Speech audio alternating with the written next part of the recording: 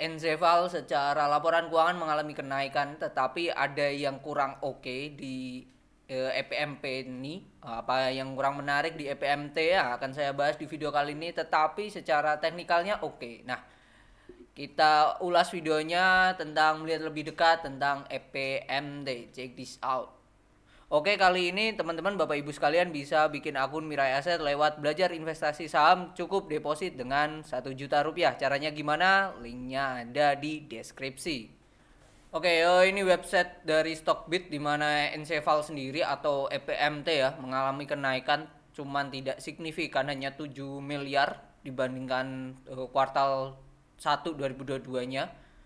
Kondisi sekarang secara indikator ya PI-nya murah, masih di bawah 10, lalu PBV-nya juga ya hanya 1 ya, di bawah 1,5. Jadi ini kalau berdasarkan indikator ini murah banget ya, masih murah lah ya, masih oke lah untuk di koleksi Enceval ini. Nah, ini Enceval sendiri adalah anak perusahaan dari Kalbe Pharma ya. Nah, Kalbe Pharma punya kepemilikan di Enceval itu 92,47% ya.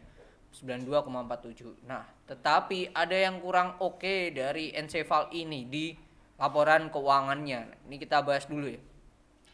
Secara aset ya, secara asetnya mengalami kenaikan jadi 11 triliun ya. Naik hanya dalam 3 bulan, naik dari sebelumnya 10,4. Kenaikannya karena mereka ibaratnya menyetok ya, itu persediaannya jadi 4 triliun, sebelumnya 3,6. Tetapi ada yang turun, yaitu dari kasnya sendiri ya. Kasnya turun drastis ya, turun 400 M sendiri. Sebelumnya di akhir tahun tuh 987, sekarang hanya 524 ya. Secara komposisinya ya, 524 ya. Itu 5M dalam bentuk dalam bentuk di rupiah itu 5M di kasnya doang. Lalu di rekening ada, nah di deposito mereka hanya sebesar berapa nih, 98 miliar ya, dari total 524. Kalau kita bagikan ya, 98 bagi 524 itu ya hanya 18% ya dalam bentuk deposito ya, kecil banget. Nah, ini mungkin ada alasannya ya kenapa. Nah, ini kita bisa lihat dari arus kasnya ya nanti. Oke. Secara liabilitas ya atau hutang, concern kita ke liabilitas yang berbunga ya, karena itu memberikan beban yang ibaratnya nambah lah ya. Karena selain perusahaan memikirkan pembayaran pokoknya, nah mereka juga harus memikirkan bagaimana untuk membayarkan bunganya gitu. Nah, si Inceval ini tidak ada hutang berbunganya, positifnya itu ya, positifnya itu. Jadi dengan total hutang bahkan hanya 3,6 T ya totalnya, 3,6 T dengan aset lancar 9,4. Nah, ini sangatlah mudah ya. Jadi secara perusahaan ini perusahaan yang sehat ya kalau kita hitung dari rasio hutang dibandingkan dengan aset lancarnya. Terus perusahaan ini punya saldo laba yang belum ditentukan itu 6,9 triliun dari total ekuitas itu 7,4 ya. Total ekuitas. Jadi ibaratnya modal awal mereka itu hanya 500 miliar.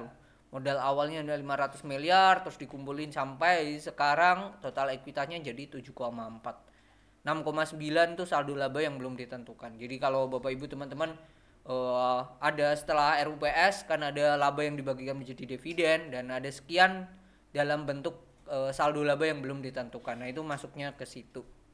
Dan kalau dibandingkan akhir tahun lalu, kenaikannya saldo laba yang belum ditentukan tuh 300 M sendiri ya.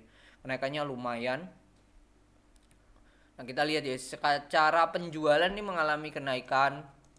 Cara penjualan mengalami kenaikan, kalau kita hitung penjualannya itu mengalami kenaikan yang aslinya nggak gede-gede amat ya. 625 880 dikurangi 6798 805 927 128 dibagi 6798 805 927 128. Kenaikannya hanya 6% ya. Kalau kita lihat dari historical sebelum-sebelumnya, Enceval ini juga kenaikannya tidak signifikan ya, menunjukkan bahwa ini perusahaan secara as a business ya. Ini udah mature ya, sudah berada di titik yang buat growth itu agak berat gitu, tetapi dia masih bisa naik lah ya 6% gitu. Biasanya kalau perusahaan masih berkembang itu untuk growth di atas 10-15% itu enteng ya. Cuman kalau udah mature, udah sustain lah ya, udah kuat, biasanya berat untuk naik, bahkan di atas 10 itu berat. Jangankan di atas 10, di atas 5% tuh berat. Contohnya kayak Unilever ya. Tuh. Nah, kalau kita lihat omsetnya naik ke 6% ya. Tetapi secara net profit itu hanya naik berapa nih? 270 M 315 983 404 kurangi 263 378 332 473 bagi 263 378 332 473. Nah, secara net profit hanya naik 2,6 ya. Omsetnya naik 6%, secara net profit hanya naik 2,6. Jadi menunjukkan bahwa ada beban-beban yang mengalami kenaikan gitu.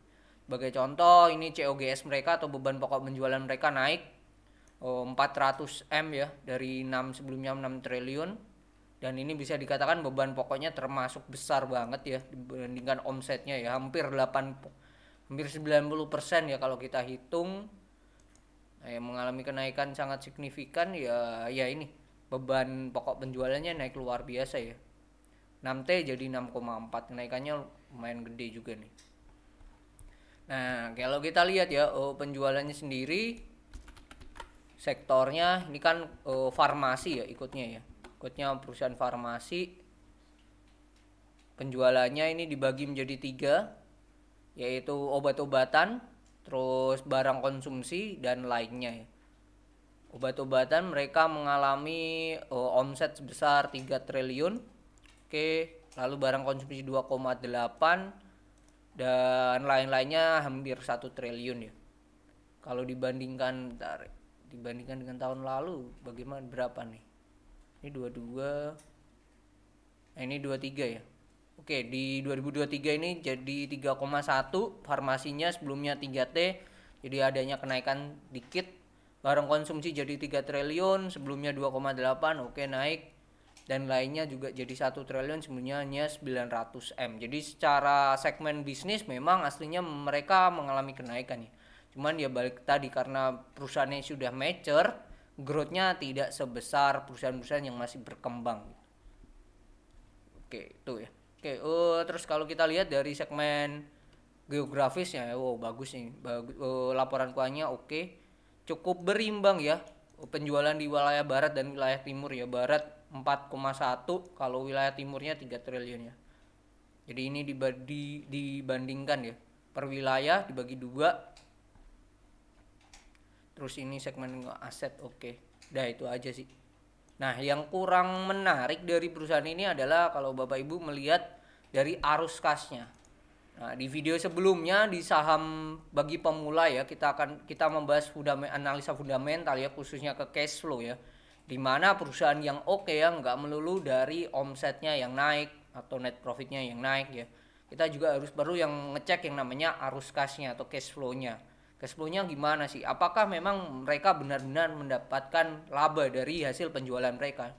Kalau kita lihat di Enceval ini, kuartal 1 2023, mereka malah mengeluarkan ya, arus kas neto digunakan untuk aktivitas operasi, yaitu jadi minus 446 miliar ya.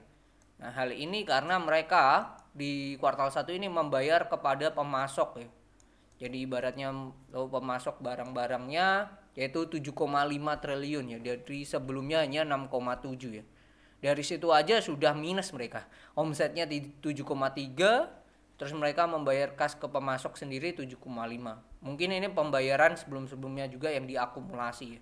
That's why mereka menjadi minusnya lumayan gede banget, jadi 446 ya. Jadi aslinya secara akuntansi pencatatan mereka untung ya net profitnya, tetapi secara uang yang masuk ke rekening atau perusahaan ya itu malah nggak ada, minus ya.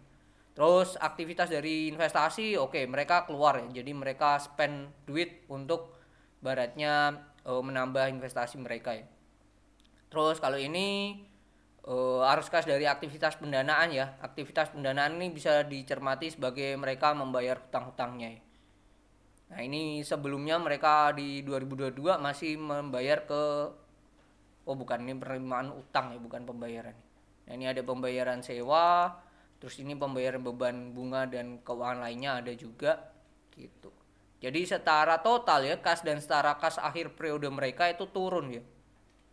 Itu turun, sebelumnya 1,2 triliun ya arus kas mereka di tahun lalu kuartal 1, sekarang hanya 524. Jadi secara cash flow perusahaan tahun ini dibandingkan tahun lalu mereka malah defisit ya kalau dibandingkan.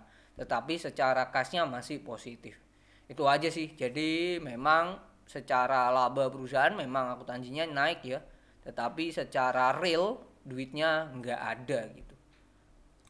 Oke, kalau kita lihat di secara teknikal ya. Nah, ini perusahaan tempo hari 23 Juni lebih tepatnya mereka mengalami kenaikan, volumenya juga oke. Dan ini sekilas membentuk yang namanya pattern ascending triangle ya. Nah, ini. Oke. Selagi dia stay di kotak ini dan nantinya breakout, nah ini akan menjadi target yang menarik untuk Enceval sendiri. Bentar. Nah, targetnya bisa sampai ke 3.300, 3.200 lah boleh lah. 3.200 dan itu harga all time high mereka ya. Apakah mungkin kalau saya melihat dengan formasi market structure-nya seperti ini secara teknikal ya, ini sangatlah mungkin banget ya untuk si Enceval. Tinggal ini saya katakan ini perusahaan yang low risk ya secara teknikal ya. Tinggal nanti di bawah 2.900 silahkan cut loss aja untuk perusahaannya. Oke, jadi itu kalau secara risk and reward untuk perusahaan dengan harga sekarang 2980 dengan target let's say di 3.200 7%, stop loss di bawah 2.900 ya 2%. Jadi secara risk and reward hampir 1:2. Jadi worth it lah ya untuk diperjuangkan. Nah, untuk kesimpulannya untuk perusahaan ini ya secara long ya, ini bisa dikatakan kalau Bapak Ibu mencari perusahaan yang growth-nya masih kencang, nah ini perusahaan yang gak cocok gitu. Tetapi nilai lebih dari Enceval sendiri adalah dia perusahaan yang sehat secara keuangan, sehat banget, hutang berbunganya nggak ada. Dan juga kalau saya mengatakan Enceval ini salah satu perusahaan yang rajin bagi dividen ya. Dibandingkan Kalbe Farma yaitu induknya lebih rajin Enceval sih untuk hal membagikan dividen. Jadi itu mungkin bisa dan sangatlah worth it kalau perusahaan ini nantinya akan terjun ke bawah. Ini sangatlah oke ya perusahaan-perusahaan mature dividennya rutin. Nah itu bisa menjadi salah satu perusahaan yang cocok untuk value investing sih itu. Cuman kalau buat nabung rutin atau berharap labanya growth-nya signifikan ya perusahaan ini nggak seperti itu sih. Itu secara teknikal, secara short term ini perusahaan sangat low risk ya secara teknikal ya. Jadi kalau mau buat trading ini juga menarik Enceval. Oke, mungkin itu ya view saya ya tentang Enceval yaitu EPMT. Jika ada view yang lain atau request saham apa boleh tulis di kolom komentar. Oke, ini tuh see you on the next video. Bye bye.